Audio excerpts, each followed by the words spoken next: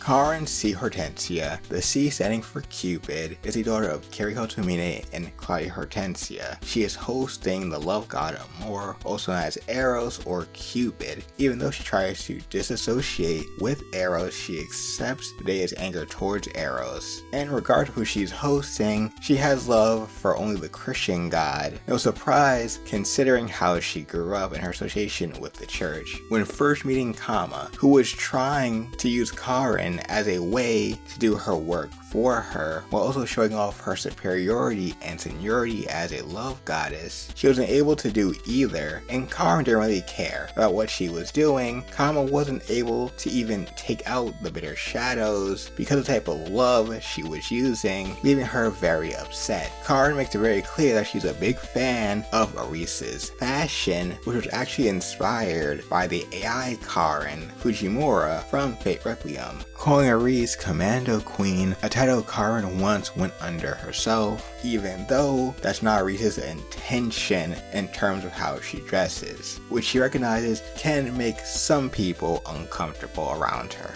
And she wasn't afraid to use Arisa's attraction of evil spirits for her own uses. We find out that she is actually the reason behind some of the chocolates that are going around Chaldea in the Valentine's Day event that are changing servants to make them act out of character and overly friendly with each other. All for her grand plan. She even tries rocking the baghead look, be low key, but frankly it doesn't work. But I commend her for trying. We later find out that her plan was to distribute what she calls God's love with her chocolates, which actually end up creating the bitter shadows as remnants of the people's negative emotions and feelings after getting high on happiness from said chocolates. When she's found out, she decides to transform into her devil, super god Karin form, which is based off of Kefka, and later on her super baby form, which is a reference to Capsule servants, in her attempt to take over Chaldea as their benevolent dictator. But she is stopped and admits that she could not display true agape, the highest form of love, charity, and the love of God for man and of man for God. And she even tried to promote Capsule servants, which so far is only in the Japanese iOS store for pretty cheap, by the way. So I'm curious, what is your favorite bag for Karin? Tell me in the comments below. Personality wise, she maintains her money loving tendencies, and if there's an opportunity